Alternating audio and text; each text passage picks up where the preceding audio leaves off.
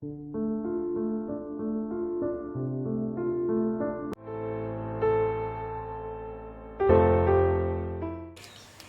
guys, जोंनि बर' हारिनि आदै मादै आदाब जोंनि फंबाय बिनानाव नालाय जों बर' हारिनि आंगो लोगोफोरनि मुं प्रकाश नार्जारी नोंथांमोना नायदों बिएम सेटआप चेनेल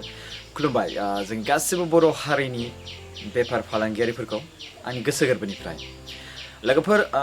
बैराकुन्डु साइडआवहाय सासे मादै आंनो कल खालामदोंमोन बिथिं साइडथिंजाय बिराद संख्रि बानलु थाव संख्रि जेसेबांखिनि मैगं थाइगं बिराद दाम जादों जाहैदों 10 थाखानिखौ 20 थाखा लादों ओमफ्राय 10 थाखानिखौ 15 थाखा बिदि लादों थाइबा गाहाम बारायदों माने बे समावहायनो सानसेयावनो डान्स मारिनो सानदों स' नोंथांमोना प्लिज कमप्लेन खालामबानो जाबाय पुलिसनाव आरो बिनि गेजेराव जुदि बिथांमोना जुदि बेफोरबायदि लायोब्ला पुलिसा बिनि सायाव एक्सन लाखागोन आरो बिनि गेजेरावहाय जोंथ' दायो एफा बुरजा बायनानैबो लानो हाया खेबसेनो बुरजायै बायनानैबो लानानै दोननो हाया होननानै बे मादैयाबो मोनसे बाथ्रा बुंदों सैथो नङा होमबा बहाथो नङा होमबा सप्तासेनि बा मास मोनसेनि गासिबो फिथाइ माने मैगं थाइगंफोरखौ बायनानैथ' दोननो हायाना जोंनावथ' फ्रिज गैयाना आरो बिनि गेजेराव बेथ' गासिबो सेवजोबगोन ना नङा होमबा स' बे बाथ्राखौ बुंदों आरो मादैया अके स' गासिबो आं आसामाव थानाय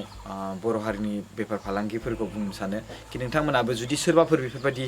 दाम लादोंब्ला प्लिज बेफोरबायदि लानो नाङा आरो जुदि नोंथांमोना खौसेथि जानानै गुबुन हारिया जुदि बेफोरबायदि दाम लादोंबा नोंथांमोना बिनि सायावहाय कमप्लेन एगेन्स्टसो खालामनो हानाय जानांगौ लोगोफोर आं नोंथांमोनखौ प्लिज एसे आर'ज गाबज्रियो स' दानियाबो आं माखासे खोथायाव फैबावनोसै कि जोंनि बुहुमनां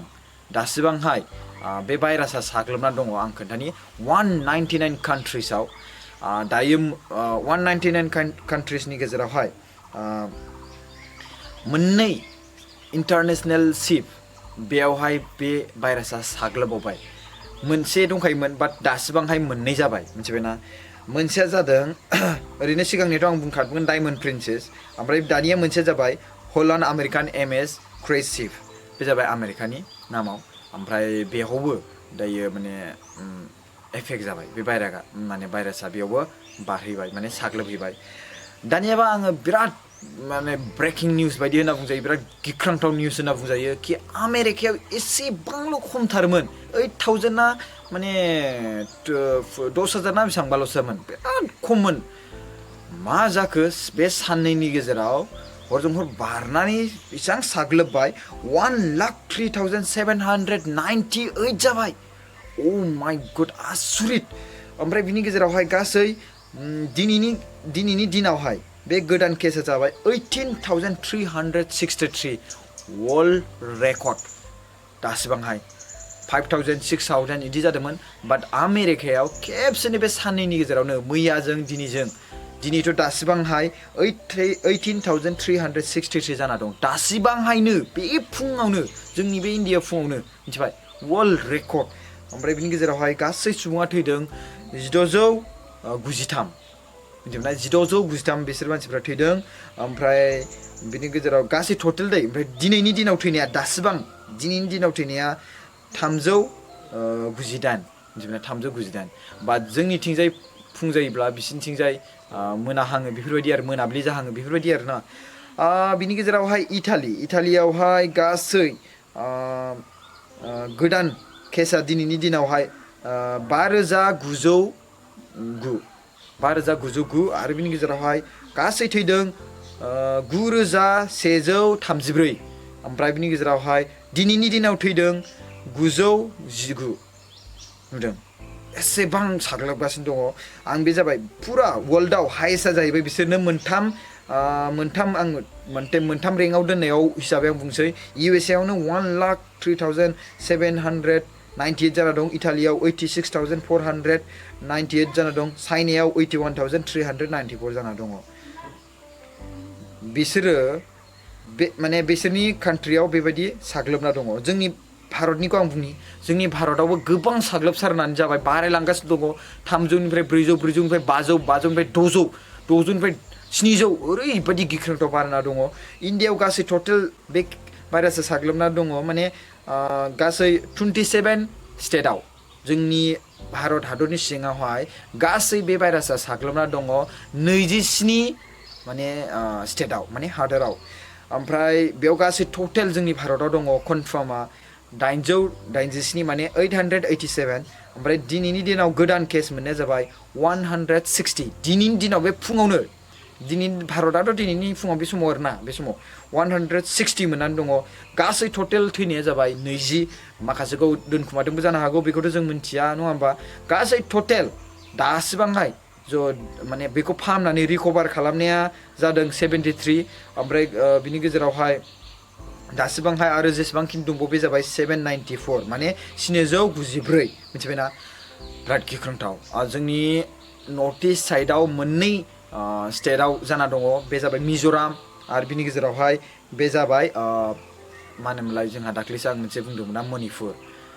बिराद गिख्रंथाव स' जोंनि नर्थ इस्टनि मानसिफ्रा बेखौ मोनसे स्टुडेन्ट इउनियना नर्थ इस्टनि स्टुडेन्ट इउनियना बेखौ मोनसे डिसिसन लाथारनांगौ फुरा नर्थ इस्टआ बन्द' जाथारनांगौ बे भारतनिफ्राय फैनाया ट्रेन गासिबो लकेल ट्रेनखौ खारनो हो बे 31 मार्चनि उनावहाय जुदि खारोब्लाबो बाट बैसिमफ्राय माने बेलेग स्टेटनिफ्राय फैनायफोरखौ बन्द' खालामथारनांगौ बाट गावबागाव स्टेटनि सिङाव खारनाया जेबो नङा मानो होनबा गुबुन जुदि दा गैलाबा जोंनि आसामावनो गैयाबा होमबा गुबुन स्टेटनिफ्राय सोर फैनो हाबावगोन जुदि जों बन्द' खालामोब्ला नङा होमबा जोंनि बिजनेसआथ' सोलिबाय थागोन ना नङा होमबा स' बिनिखायनो आं रिकुवेस्ट खालामो 31 मार्चनि उनावहाय जोंनि आसामनि सिङावहाय गारिफ्रा बासफ्रा सोलियाबाबो ट्रेनफ्रा सोलिथों ओमफ्राय बिनि गेजेरावहाय बाहेरनिफ्राय फैनायासो बन्द' जानांगौ डाइरेक्टलि लकडाउन बे जानानै दङ दानियाबा आं खोन्थानि बांसिन जोंनि भारत हादराव बांसिन जानाय बबे स्टेटआव जादों केरेला कनफार्म जादों केरेलायावहाय 176 आरो बिनि गेजेराव दासिम एक्टिभ केसा दङ 165 ओमफ्राय रिकभारा जाना दङ माने फाहामनो हानाया जाबाय 11 जन ओमफ्राय बिनि गेजेराव मोनथाम रेंकआव बुङोब्ला केरेलाया फार्स्ट रेंकआव थाङो 176 महाराष्ट्र सेकेन्ड रेंकआव थाङो 156 ओमफ्राय कर्नाटका थार्ड रेंकआव थाङो 64 बिराद गिख्रंथाव जाथाय स' नोंथांमोना बेखौ गोरलै दा सान बारायनायनिफ्राय बारायलांगासिनो दं बेखौ फाहामनो थाखाय दासिमबो एन्टिडट ओंखाराखै बेखौ किउर खालामनो थाखाय माने माबोरै फाहामो बेखौ दासिमबो ओंखाराखै स' बिनि थाखायनो नोंसोरखौ न'आव थांथिनदों जायफोर ओंखारदों बिसोर मानसिफ्रा पुलिसफोरजों बुजादोंबो आरो जायफोर पुलिसफ्रा माने गुबुन जायगायाव थांदों बिथांमोनखौबो होसोनानै हरदों स' आं आसा खालामो नोंथांमोना न'आव थाबाय थागोन आरो गावनि गथ' गथायफोरखौ टाइम मोननाय समावनो फोरोंगोन